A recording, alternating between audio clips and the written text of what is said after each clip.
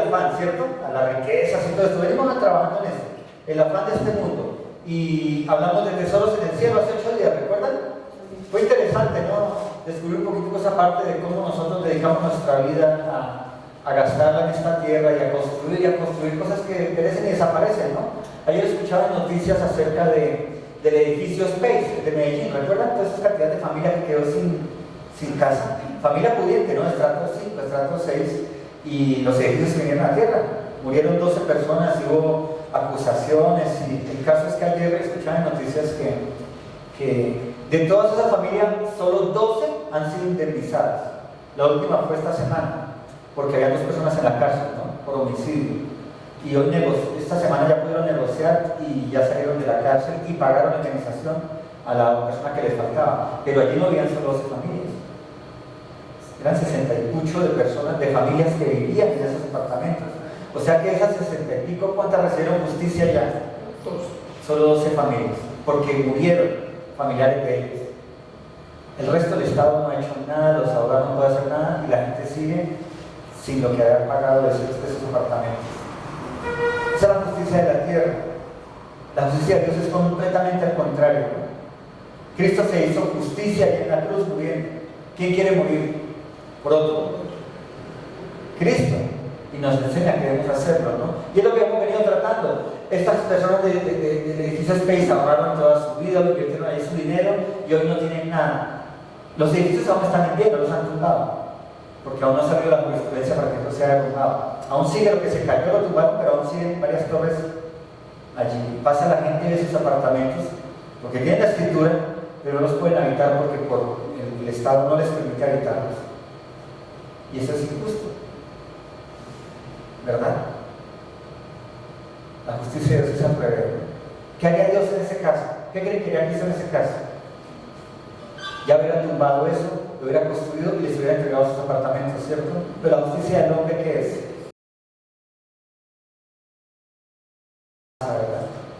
Entonces, eso es lo que hemos venido aprendiendo, que para nosotros hacer parte del reino de Dios y su justicia tenemos que cambiar nuestros paradigmas de cómo es un reino de Dios.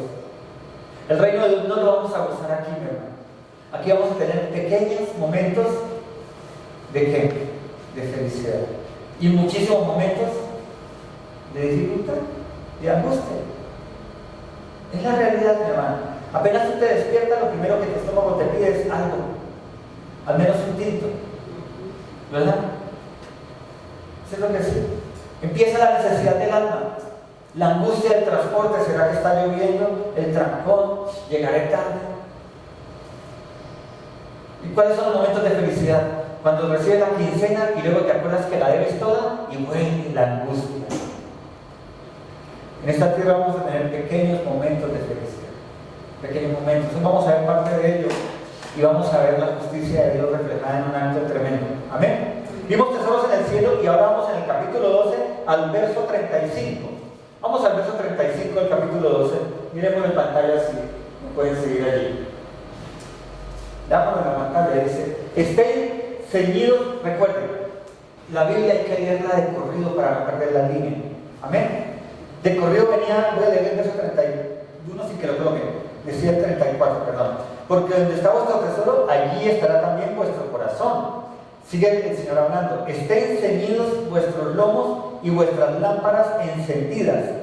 Y vosotros sed semejantes a hombres que guardan a que su Señor regrese de las bodas, para que cuando llegue y llame, le abran enseguida.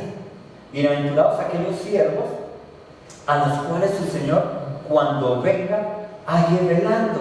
De cierto os digo que se ceñirá y hará que se sienten a la mesa y vendrá a servirles. Y aunque venga a la segunda vigilia, y aunque venga a la tercera vigilia, si los hallares así, bienaventurados son aquellos siervos.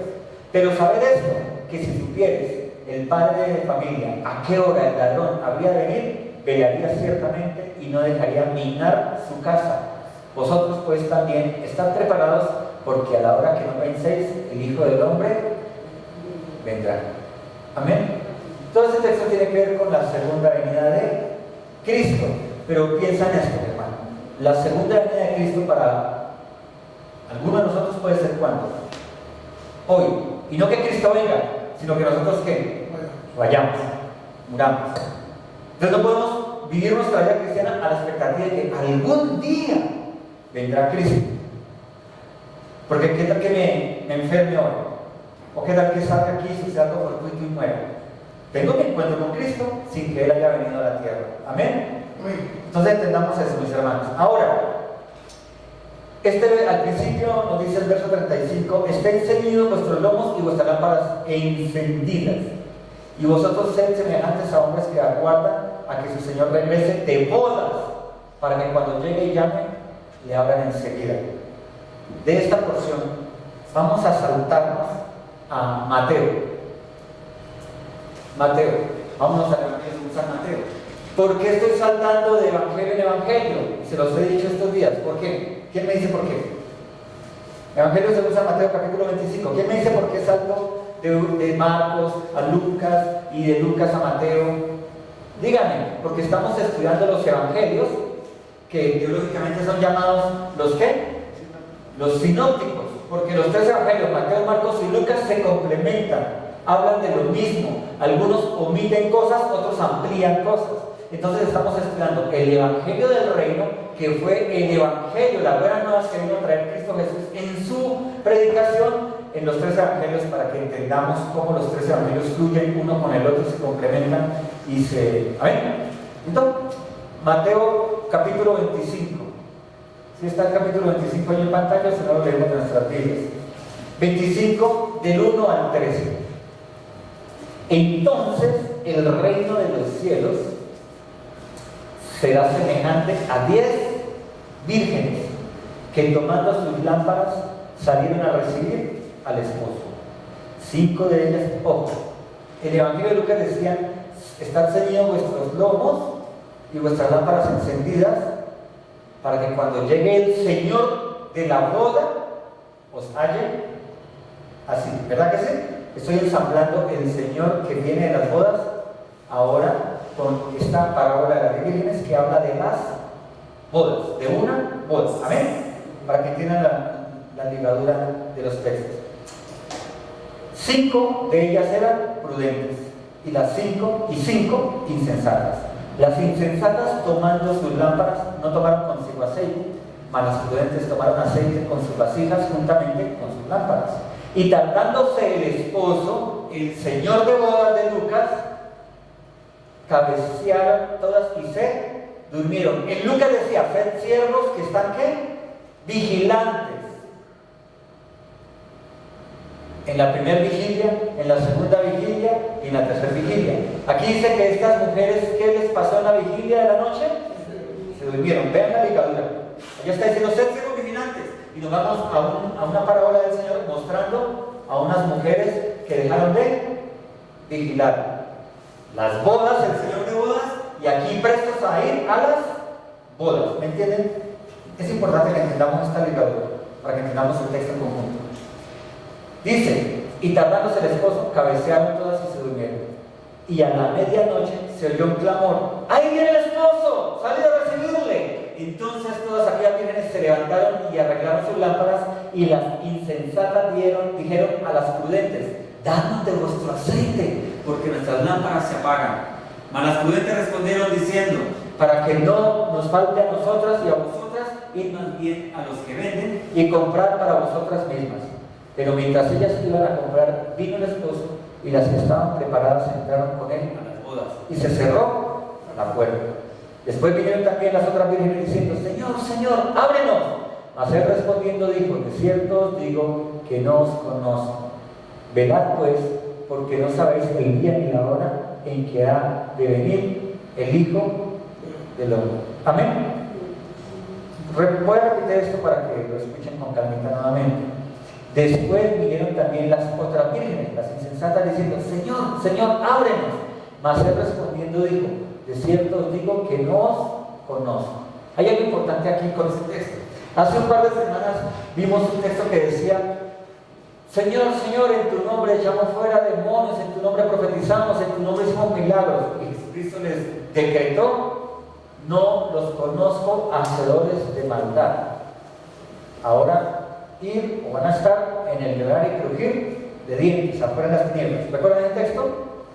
Aunque hay una similitud con esto, no es lo mismo.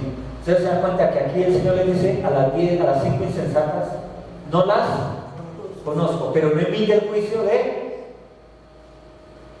el lloro y el crujir de dientes. Amén. Intentamos esto, porque muchos predicadores toman a estas vírgenes insensatas como que perdieron la salvación.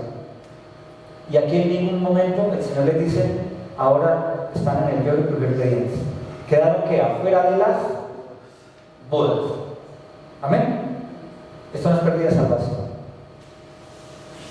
Yo sé que muchos predicadores hablan de que son 5 salvas y 5 que pierden la salvación. Pero aquí el Señor las deja fuera de qué? De una celebración. Pero no me dice que quedaron en el lloro y crujir de dientes. ¿Dónde vamos al texto? ¿Amén? ¿Amén o no amén? ¿Sí? Ustedes saben que yo he explicado, y creo que algunos de ustedes han estado aquí en las diferentes enseñanzas y predicaciones acerca de las bodas hebreas, ¿cierto? Y todos conocen la forma de las bodas hebreas. ¿Amén? ¿Amén sí o amén no? Si no, digan no. Ahora sí. Tranquilos, aquí lo voy a explicar nuevamente. Mi hermano, porque es importante entender. Recuerden que Jesucristo él era colombiano, ¿cierto? Él era colombiano, ¿cierto? ¿Era qué? Cristo. Era judío, es judío, hoy está en el cielo, reina, pero ¿cuál fue su nacionalidad? ¿Y bajo qué ley vino? ¿Bajo qué religión vino? La hebrea, la cultura hebrea. Entonces, para nosotros entender muchos de los textos, sí, casi que toda la Biblia, tenemos que entender la cultura judía. No practicarla, no necesitamos practicarla, pero sí entenderla. Porque Cristo, estamos en el Evangelio de San Mateo. ¿A quién, para qué cultura, para qué pueblo fue escrito el libro de Mateo? Para los hebreos. Entonces Cristo les habló con lo que ellos entendían. Él les habló de las bodas. Si nosotros hablamos hoy de las bodas, decimos, pero 10 vírgenes con unas lámparas en una boda. No, ni hay bodas a veces, ¿cierto? Pero la cultura hebrea, y para nosotros es importante celebrar las bodas de nuestros hijos, de nuestras hijas, ¿verdad? Entonces enteramos un poquitico cómo funcionan las bodas hebreas para entender este concepto. Primero, el compromiso en el matrimonio hebreo no es como el de ahora, o como el que tenemos en cotidianidad. Los chinos se conocieron por allá y un día cualquiera le llegan a la casa y le dicen, papá, me voy a casar. Y ya. No, allí había todo un protocolo y normalmente eran los padres los quienes escogían las esposas para sus hijos, ¿sí? Y viceversa, o sea, era más bien una interesante negociación que un enamoramiento. Aún sigue siendo así en la cultura oriental, ¿no? Entonces, cuando había ya reconocimiento de que había interés en un matrimonio, lo que se hacía era que se reunían las dos familias y se pactaba el matrimonio, ¿sí? Se hacía llamémoslo el contrato matrimonial. Hay varias cosas, varios protocolos. No quiero profundizar mucho en eso porque nos volvemos muy oceánicos aquí de tanto practicar, pero sí debemos conocer la cultura. Entonces ellos se reunían y se hacía una comida, ¿sí? Y en esa comida se hacía el pacto. ¿Ustedes se acuerdan que antes de celebrar la Pascua que hizo Cristo con sus discípulos? Ojo, ese día no fue la Pascua, ¿no? Nosotros entendemos eso, ¿cierto? El día en que Cristo se reúne con sus discípulos en el aposento alto y celebran la cena del Señor, ese día no era ¿qué? La Pascua era el día siguiente. Ojo, eso es importante hacerlo. Había una comida preliminar a celebración de Pascua, y es la que Cristo hace aquí, porque Cristo muere como el Cordero Pascual. Al día siguiente, ojo, esto es importante que lo entendamos, después profundizamos eso. Entonces, esa celebración que hizo Cristo es esta ceremonia, en donde había el compromiso de matrimonio. Una cena de compromiso, ¿vale? Se pactaba el matrimonio. ¿Sí? El esposo, llamémoslo esposo, aunque todavía no estaba casado, ¿sí? El desposado realizaba el contrato. Hoy haríamos un contrato notarial, ¿no? En la notaría, y firma el esposo, y firma la esposa, y firman los testigos. Digamos que es algo similar. Después profundizamos más en la parte cultural. Pero el esposo hacía el contrato. Ojo, esto es importante. el esposo hacía el contrato, no la esposa. O sea, el esposo le comprometía a la esposa y se comprometía a nunca faltarle a su esposa. La esposa no hacía el contrato. O sea que de los dos, ¿quién podía quebrantar el contrato? La esposa. O sea que lo que Cristo hizo en la última cena y le dice: este es mi nuevo pacto. ¿Qué contrato estaba realizando? Desposando a su iglesia, haciendo el contrato para su desposada la iglesia. Ojo, nosotros somos la esposa o la desposada de Cristo. La desposada, todavía no somos esposos, porque todavía no hemos ido a dónde, a la rumba, perdón, a las bodas. Aún no hemos comido pastel. Somos la prometida de Cristo. Por eso nosotros podemos, ¿qué? Dirían los muchachos hoy, abrirnos del parche. No el esposo. ¿Están entendiendo? Es importante entender esto, ¿vale? Ese esposo junto con su familia, claro, su padre realmente pagaba una dote, le daba una platita a la familia de la desposada. Eso es en la cultura oriental, ¿cierto? Alguien quiere casarse con una mujer, ¿qué es lo primero que dice el papá de la novia? ¿Cuántas cabras tiene? ¿Cuántos pozos petroleros? No sé. ¿Qué hay para...? O sea, ¿cuánto vale mi hija? Suena feo, ¿no? Pero era una forma de demostrar que costaba el desarraigar a esa mujer de su brazo familiar, de su entorno familiar. Y si él la quería, tenía que pagar un gran... ¿Cuánto pagó nuestro desposado Jesucristo? Todo porque se despojó de todo poder y gloria en su reino. Y aparte de eso, entregó aquí su vida de carne y su sangre. Amén. ¿Para comprar a qué? A su futura esposa. ¿Están entendiendo? Quiero enlazar todo esto con el matrimonio hebreo y todo el simbolismo en Cristo Jesús. Amén. Luego, entonces, después de ese proceso es cuando el esposo le da la copa. ¿Recuerdan que yo les he contado? La copa, y que si la novia la toma, significa que ¿qué? Que aceptó al muchacho. Estoy resumiendo o sea, es inmensísimo el protocolo y muchas cosas más aquí. Y les tengo esas palabras hebreas: la ketubah, la mohar, el kiddush, ¿vale? Para que entendamos eso. En teología vamos a aprender eso. Aquí no. Porque ustedes vean acá y decimos que Yeshua Mashiach y Yahweh. No está mal, pero la idea es que entendamos por lo menos los términos. Amén. Cuando ya bebe la copa, está aceptando a este personaje. ¿Lo podía haber rechazado? Sí. Y él perder toda la platica, la cena, el caviar, la longaniza, de pronto el tamal con masato. Uy, no, tamal con masato, se imagina. Bendito Dios. Y luego entonces, cuando sucede esto, viene un periodo de separación que para la cultura hebrea normalmente era de un año. O sea, no voy a casar contigo, amada mía. Aquí está la dote, aceptaste mi pago, pero nos separamos durante un año porque tengo que ir a construir la casa donde vamos a vivir. Y regreso tan pronto mi padre me diga: la casa está lista, de por tu esposa para las bodas. Aquí no, los chinos se casan y papi, ¿será que nos podemos venir a vivir aquí? ¿Sí o no? Y eso, papi, me casé. Yo no sé, que vaya a la casa de los suegros. ¿Y a qué horas fue? Pues no me casé. O sea, nuestra cultura es completamente nada que ver. ¿Sí? Allí hay todo un protocolo. ¿Y qué honra trae ese protocolo? A sus familias. La honra al Señor, la obediencia, el respeto al suegro, a la suegra. Hoy no hay respeto, ¿no? Difícil nuestra cultura, mi hermano. Nuestro mundo está al revés, completamente al revés. Pero bien, entonces, en este año de separación, el novio le envía a la novia un regalo, una pinta, un ropaje, un velo hermoso, que solo le deja ver sus ojos. ¡Ay, qué belleza! Un vestido de estos que usan las... Entonces, este traje, el novio se lo da a la novia, a la desposada, para que cuando salga a la calle se lo ponga. Y todos reconocen que ella le pertenece a él. Que ella es una mujer comprometida. Pero hoy nuestras hijas salen a la calle, ¿sí o no? Normal, y están comprometidas. ¿Y qué hacen los chulos por ahí? Y las chulas, hablando del contrario. Aquí él le da un vestido. Durante el año de preparación del matrimonio, él le envía diferentes regalos. Chocolatinas, florecitas, estamos hablando. Pero en especial este regalo para que ella se lo coloque cuando sale a la calle y todos sepan que es una mujer.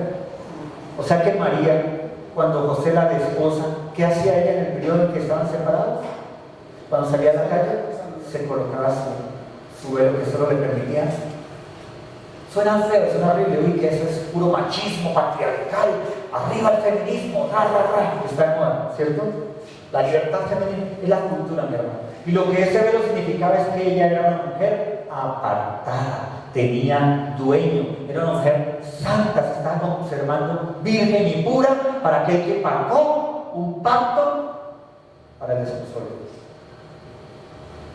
¿Y entienden qué hace Cristo con nosotros? ¿Qué hace con nosotros?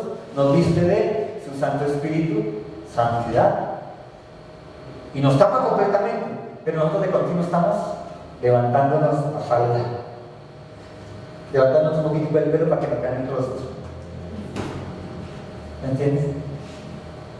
En esta cultura, y Cristo enseña todo en base a esa cultura, hay otro protocolo, otro aspecto, buscar una santidad. Aparte de eso, en ese tiempo, ¿sabe qué más tenía que hacer la novia?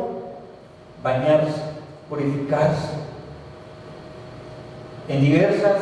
con diversos encuentros, pero hay una especial que se llama, y ese sí lo voy a leer, la mikvah,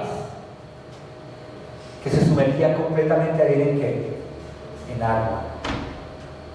Se sumergía en agua, cumplía el acto de purificación dado en la ley de Moisés, que se llama como en nuestro tiempo bautismo. ¿Me están entendiendo todo el protocolo del matrimonio hebreo comparado a la última cena, el pacto en Cristo Jesús, de su sangre, de su cuerpo, simbolizado en el pan? ¿Amén? ¿Lo estamos entendiendo? Y cómo Él nos da una vestidura, Él paga por nosotros, nos da el pan y el vino cada vez que tomamos el pan y la copa, estamos retomando ese pacto que Él hizo con nosotros. Nos bautizamos en Él, nos purificamos, no solo en agua, sino en espíritu, caminando, buscando caminar en santidad. Para esperar el día de qué? De la boda. ¿Entienden, hermano? Todavía no estamos en donde. En las bodas. Yo les decía, el reino de Dios es extraño, porque ya estamos en el reino, pero todavía no. Ya somos la esposa, pero todavía no. Porque si esta mujer, durante el periodo de preparación, se enamoraba del vecino, se considera que era ¿qué? Adúltera. Era adúltera. Y podía ser apedreada, expulsada. ¿Me entienden? Porque ya era ser desposada, es que ya tiene dueño. Suena horrible, dice que si alguna feminista hay aquí, mira, ¿cómo así? Que es que mi esposo sea el dueño de mi vida. ¿Sí? Y viceversa. ¿Amén? ¿Sí? Ojo. Si ella pecaba durante este año en adulterio, ¿era considerado adulterio? Era considerado adulterio. ¿Amén? Dese cuenta lo que pasa con José y María. María pudo haber sido acusada de adulterio y José en un momento, ¿qué pensó? Abandonar la causa de eso para que no la mataran. ¿Verdad que sí? Pero José rompió el pacto. ¿José rompió el pacto? Él no rompió el pacto. ¿Sí me entienden? En esta cultura el varón conserva el pacto. Y llevado a Cristo Jesús, Cristo nunca va a romper el pacto que ya hizo allí de su sangre y su pan. Pero tú y yo sí podemos romper. Ay, pastor, o sea que la salvación se pierde. Sí. Vamos. ¿Vamos bien? Vamos a las vírgenes. ¿Quiénes son las vírgenes? Bueno, otra cosita pequeña. El esposo no se veía con la desposada. Él enviaba a un mensajero, a un amigo, un siervo de él, alguien que lo representaba, a que estuviera pendiente de lo que necesitara la novia. Entonces le preguntaba a la novia, ¿necesitas agua? Yo quiero chocolates. Y se iba y le traía No sé qué comían allá en esa época. Dátiles. Ay, yo quiero dátiles de las palmeras. ¿Se acuerdan de la enseñanza de los dátiles? Y tal vez el novio le mandaba dátiles envueltos en chocolate. No sé qué. No sé. Aquí en la costa pedían hecho llevar arepa de huevo y le llevarían arepa de huevo. No sé. Caramayolas, ¿verdad? No sé. Ojo. Este siervo del desposado atendiendo a la desposada, ¿a quién puede representar espiritualmente? Al Espíritu Santo, que está en compañía de la desposada, vigilando de qué necesita y aconsejándola, guiándola, contándole. Ya hizo una piecita con un baño privado y un gran closet para todos sus zapatos, tal vez, ¿no? En nuestra cultura, ¿no? ¿Me entendieron? Sí, señor. ¿Vale? ¿Sí vamos bien? Era como un mensajero que estaba vigilando y cuidando, ¿vale? Estaba vigilando y cuidando a la desposada, ¿amén? Una representación del Espíritu Santo de Dios. ¿Vamos bien hasta ahí? Vamos al texto ahora sí de las parábolas. Recuerden que la parábola es una enseñanza en un lenguaje cultural entendible para quien está escuchándolo, explicando un principio espiritual eterno que nunca va a cambiar. ¿Amén? Bueno, veamos a ver. Oh, mire. Entonces el reino de los cielos será semejante a 10 vírgenes que tomando sus lámparas salieron a recibir al esposo. 5 de ellas eran prudentes y 5 insensatas. Entonces algunos predicadores dicen que estas 10 vírgenes representan a 5 salvas y 5 no salvas. Realmente es una exageración o es meterle al texto lo que nos está diciendo, porque dice que eran 10 ¿qué? Vírgenes. 10 vírgenes. ¿Ustedes ven a la novia aquí en este texto, en esta parábola?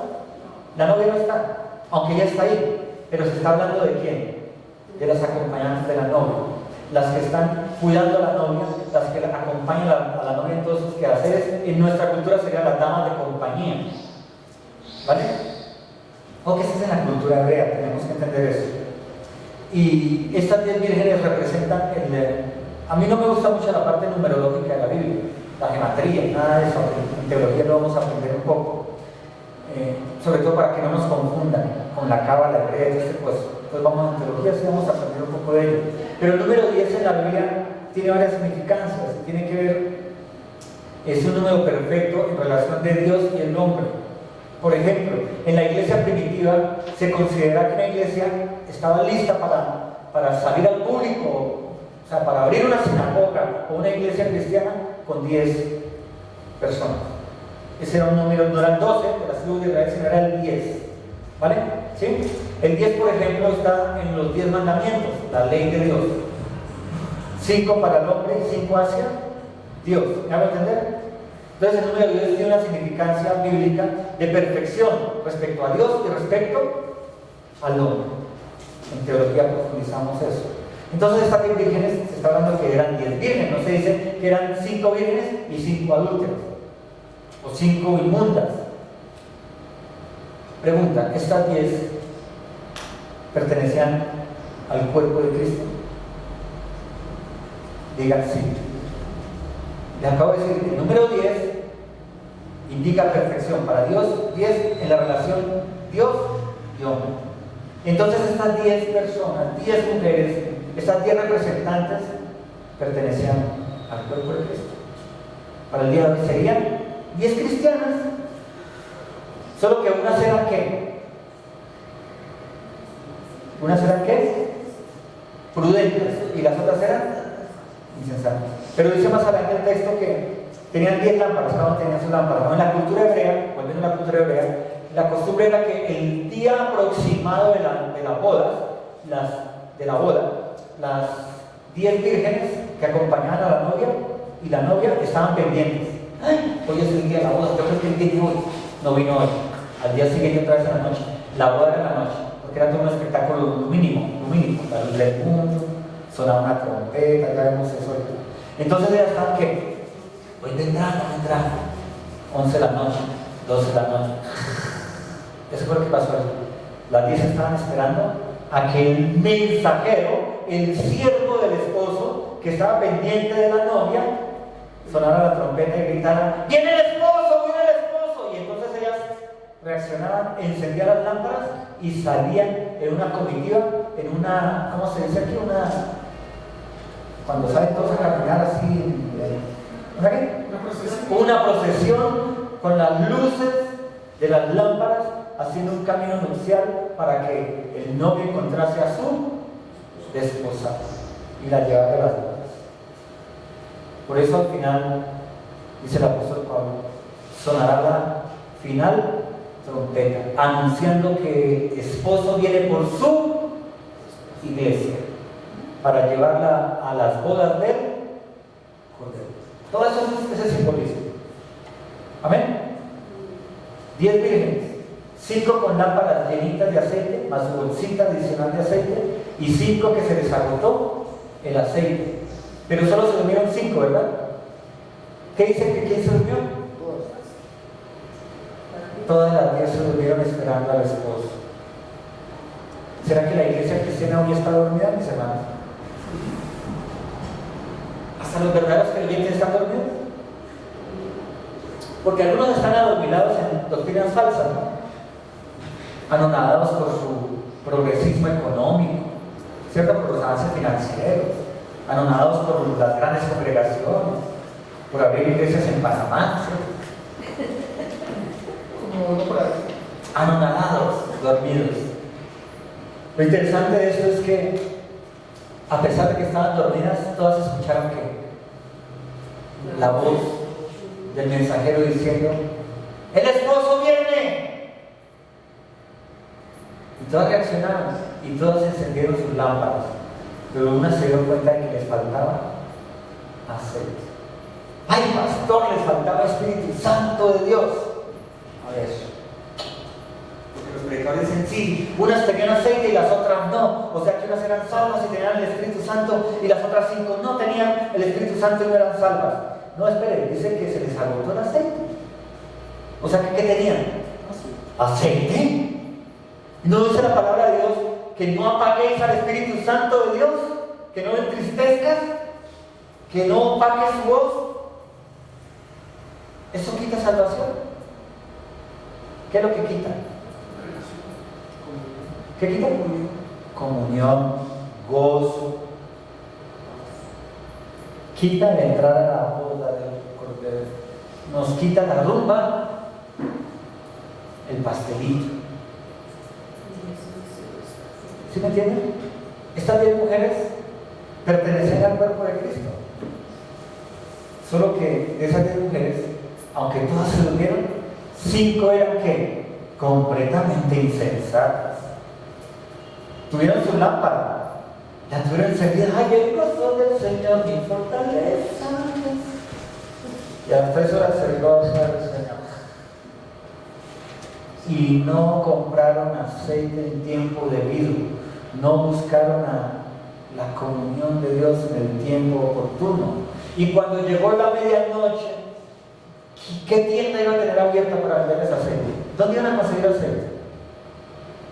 ¿No entienden? Ahora es interesante esto. Vamos a los simbolismos hebreos del aceite. ¿Saben ustedes cómo hacían el aceite en los tiempos de Cristo? La cultura hebrea. Molían el aceite, ¿cómo se dice eso? Lo oprimían el aceite. ¿Recuerdan ¿cómo se el que se quedó sin ojo? A Sansón. Lo que a Sansón pusieron a hacer con la piedra del molino, ¿qué era? Moler aceite, posiblemente. Entonces eran 2 piedras que pesaban alrededor de 1 tonelada una sobre otra, en donde había una cavidad donde ellos echaban las aceitunas. El olivo, sí, aceitunas que llaman, ¿cierto? El olivo es el árbol, aceitunas del fruto. Bueno, y allí se oprimían. Y el primer aceite que salía era aceite puro, el aceite virgen. ¿Vale? Pero ellos seguían oprimiendo este fruto y luego sacaban el aceite extra virgen. Ojo, cuando ustedes compran aceite de oliva y dice extra virgen, no es el mejor, ¿verdad? El mejor es el más transparente, más transparente, porque es el primero que sale. El segundo que sale más oscuro. Y aunque ellos lo llaman extra virgen, es sacado después del virgen. O sea, que ya viene contaminado con otros frutos de la hoz, de la cáscara, bueno, no sé. ¿Me entienden? Entonces, el aceite de oliva, ese aceite, y el aceite que se usaba para las lámparas era el extra virgen, el aceite menos puro, ¿vale? Ese aceite, para tenerlo, significaba que había sido ¿qué? Exprimido. Entonces, a estas vírgenes pueden simbolizar a la iglesia que pasa por la trituración, la acepta, la vive, la sufre, la goza en Cristo y pasa la prueba. O sea que 5 de estas vírgenes que tenían aceite acumulado era porque habían pasado ¿qué? Las pruebas, la trituración, el molino, las pruebas de la vida, las pruebas en Cristo, aguantar la vigilia, esperar a que el novio venga. Habían superado la ansiedad. ¿Me entienden? Los problemas, las circunstancias. Pero las otras 5 vírgenes, aunque eran vírgenes, aunque eran iglesia de Cristo, habían huido del dolor de ser cristianos. Ay, testificar, no, ¿para qué? Así estoy bien. Ay, que mi familia sepa, no, porque me van a criticar. Ay, que ir a la iglesia el domingo temprano, ay, no, qué pereza, mira que suba. Amén. ¿Lo estamos entendiendo? ¿Cuál es el simbolismo del aceite desde ese punto de vista? 5 vírgenes que aguantaron la prueba y 5 vírgenes que huyeron de la prueba. Ay, discipularme, no, así estoy bien, yo creo en Cristo Jesús, dice la oración de fe, amén. Ay, no, yo soy calvinista, salvo, siempre salvo, amén.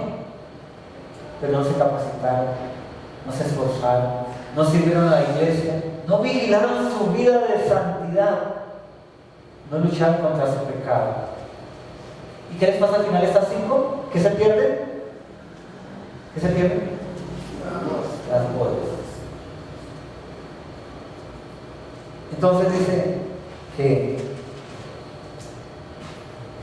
dice la palabra del Señor, y tardándose el esposo, cesaron, cabecearon todos y se durmieron. Y a la medianoche se oyó un clamor, aquí viene el esposo, salid a recibirle. Entonces todas aquellas vírgenes se levantaron y arreglaron sus lámparas, y las insensatas dijeron a los prudentes, dadnos de vuestro aceite, porque nuestras lámparas se apagan. A los prudentes respondieron diciendo, para que no nos falte a nosotras y a vosotras, id más bien a los que venden y comprar para vosotras mismas. ¿Es posible comprar la tribulación de otros? Pregunto.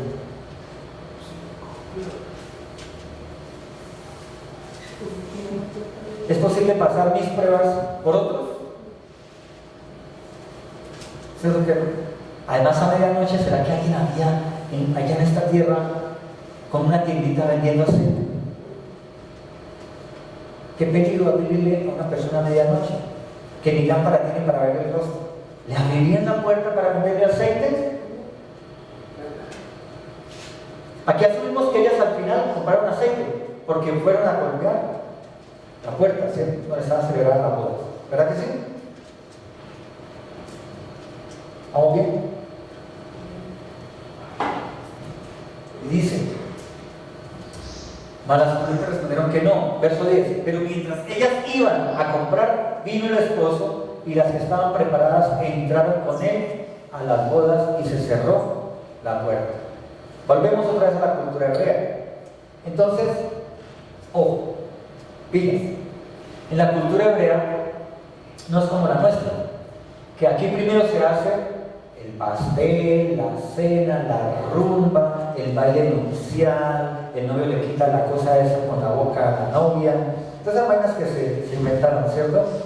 Y después viene la luna de miel. La cultura hebrea no es así. En la cultura hebrea, el novio viene por la novia, se van a las bodas, pero te van a rumbar. Todos están contentos, ¡ay, se van a casar! Ya se casó, ya se pegó, ya sí. Todos están en ese proceso. Pero cuando el novio coge a la novia, ¿sí? Lo que sucede aquí es que ellos entran al cuarto nupcial, Cierran la puerta y afuera se queda el siervo que estuvo vigilando a la novia. Cierran la puerta y las dos familias y los invitados especiales a las bodas están dentro de la casa, dentro del patio donde está preparada toda la rumba, esperando. Y la normalidad en la cultura hebrea es que al cuarto día sale el esposo.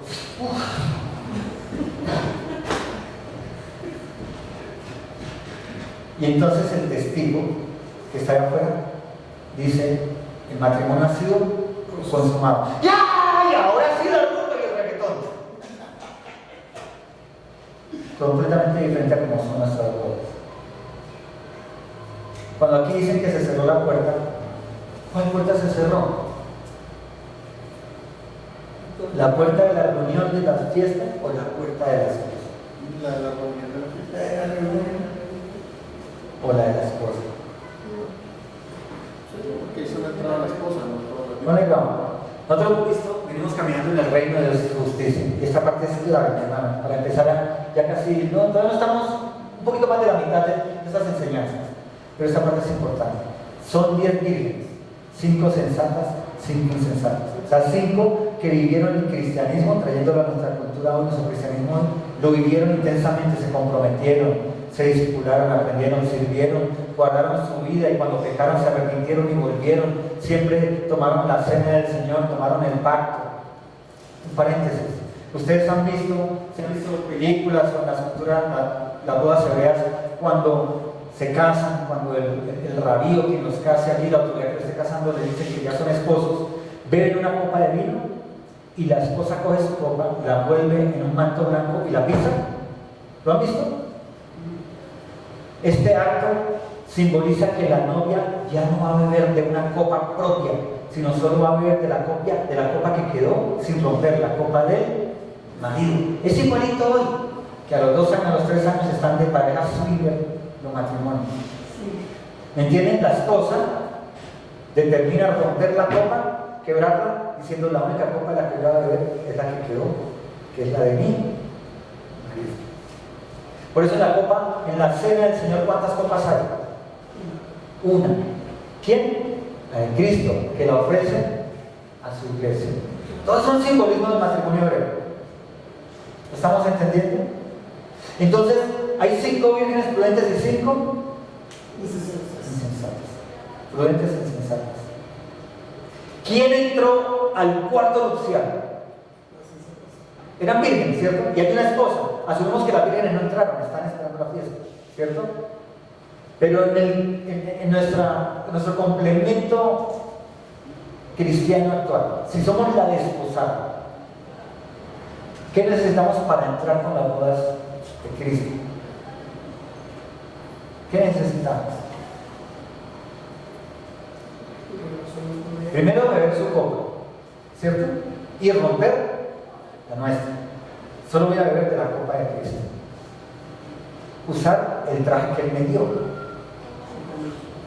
Cuando salgo en público tengo ese traje, pertenezco a Cristo. Me expongo al mundo diciendo: yo soy de Cristo.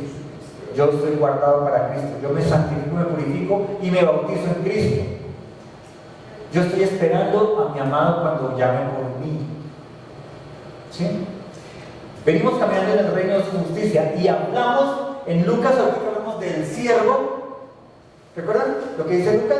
Dice: estén ceñidos vuestros lomos y vuestras lámparas encendidas. ¿A quién? Él está hablando a los siervos vigilantes. Las vírgenes son símbolos de qué? Siervas vigilantes. Y vosotros es semejantes a hombres que guardaron a que su Señor regrese de las bodas, para que cuando llegue y llame le abran enseguida. ¿Tenían posibilidad estas vírgenes, las imprudentes, las insensatas, de que les abrieran la puerta? Sí. ¿Sí o no? Porque tienen regresando a las bodas. ¿Me están entendiendo? ¿Quiénes entraron ya? Ya están. Las prudentes. Ojo, en el reino de su justicia nosotros podemos estar en 2 aspectos. Siempre seremos siervos, ojo. Pero los siervos pueden ser la desposada de manera inmediata. O sea, un siervo está vigilante y ceñido, pero Cristo tiene que decirle: está vuestros ceñidos, o sea, ajustado para lo que haya que hacer. ceñir, lo que ellos hacían era, recuerda que ellos se vestían con, entonces, cuando dice que ceñid vuestros lomos, mira que recogían su manto, lo elevaban a la altura de la rodilla y lo amarraban aquí para poder ¿qué? Correr, actuar más libremente. ¿Vale? Cuando dice ceñid vuestros lomos, es como nosotros tener el pantalón a la moda, pero los chinos lo cargan por allá abajo, ¿cierto? Que el tiro es por aquí. Ceñido es bien ajustado con la correa justa para lo que hay que hacer. Eso significa ceñir vuestros lomos. Y estar vigilantes.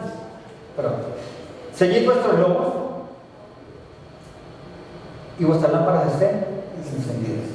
Y vosotros sed semejantes a hombres que guardaron a que su Señor regrese de las bodas, para que cuando llegue y llame, le hablan enseguida. Entonces, en el reino de su justicia, aquí y ahora, nuestro reino, nosotros somos siervos, esclavos. Hace 8 días lo profundicé, ¿cierto?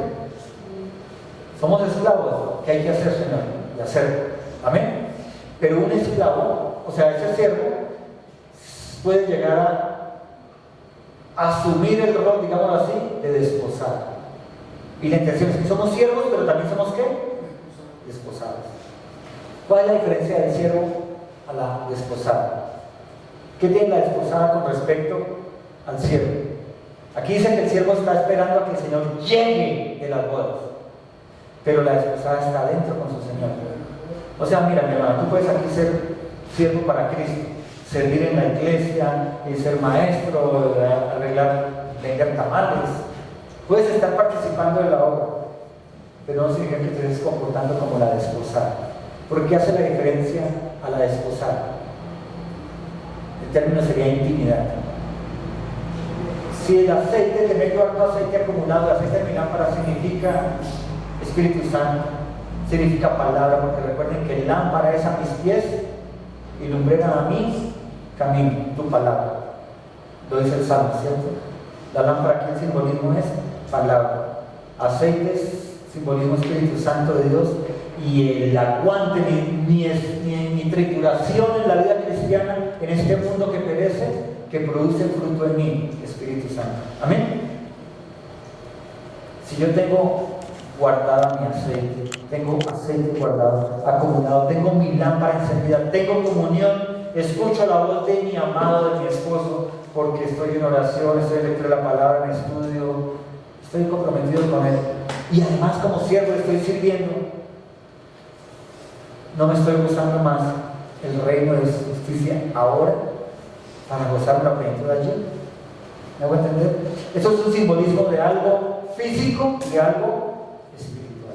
Está diciendo, el siervo se va a perder parte del gozo de que yo sea ya su esposo. Pero si el siervo, siendo siervo, también asume el rol de que es esposa, a buscar mi compañía, mi comunión. Es diferente, yo estoy enamorado de ella, a yo ya estar con ella. No estamos consumando el matrimonio, pero salgo, la cojo de la mano, la escucho, ella me escucha, compartimos, chocolatico va, chocolatico viene, tengo intimidad, comunión. No consumo el matrimonio porque no es el tiempo. Y cuando me alejo soy siervo porque desde lo lejos lo atiendo o la atiendo. ¿Me hago entender? El reino de Dios y su justicia tiene que complementar esas dos cosas.